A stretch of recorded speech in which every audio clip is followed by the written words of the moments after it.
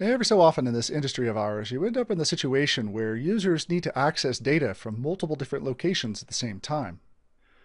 Whether or not there are multiple locations, providing easy access to that data is something that we in IT are charged with. If we can provide easy access, one that consolidates the different locations where data can exist under a single store in a single path, that makes things a lot easier for our users, which in turn makes things easier for us as admins. It is attempting to resolve both of these situations that is the reason why DFS exists, and indeed has existed for a number of OS versions.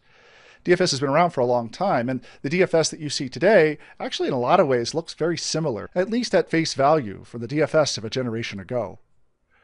And so it is here in this module that we'll talk about both of the different halves of DFS. On one side, we have DFS namespaces, which is a very simple solution that allows you to aggregate the different shares on your network, the different locations where your data may exist, under a single path that users can point to. With DFS namespaces, we can configure a location that allows users to identify all the different data that they may need to access, whether it be on one server or even multiple servers spread out throughout your environment. As you can imagine, DFS namespaces is a pretty simple solution. There's really not that much to take a look at. And so we'll start this module by taking a look at the installation and configuration of DFSN.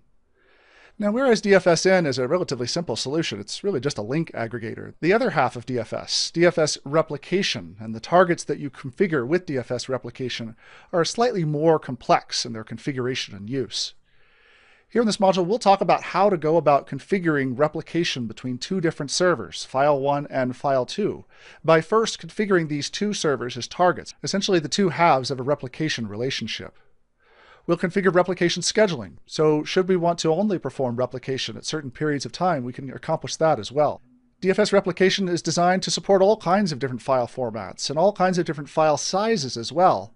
However, some file sizes are perhaps better transferred in ways that involve compression.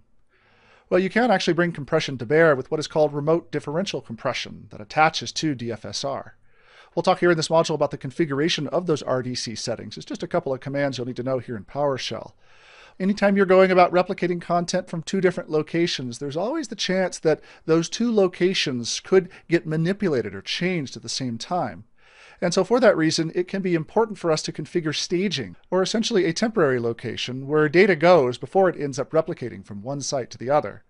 As with the RDC settings, there are only a couple of settings here that you need to be aware of.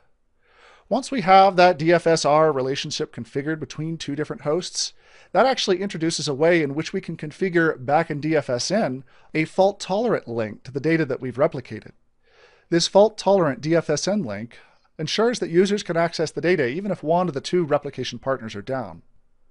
Now this takes us really to the conclusion of the Windows Server 2012 content. With the release of Windows Server 2012 R2, we add 3 additional tasks here that are associated with newer features with DFS in this new version of the OS. The first is the abilities to clone a DFS database. As you can imagine, any kind of replication requires first there being content at the other side. This initial preceding of the content from your original location to your replica location can take an exceedingly long period of time.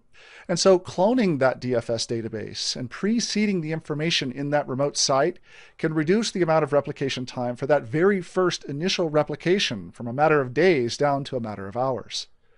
We'll talk quickly also about recovering DFS databases. Again, just a couple of PowerShell commands you should be aware of.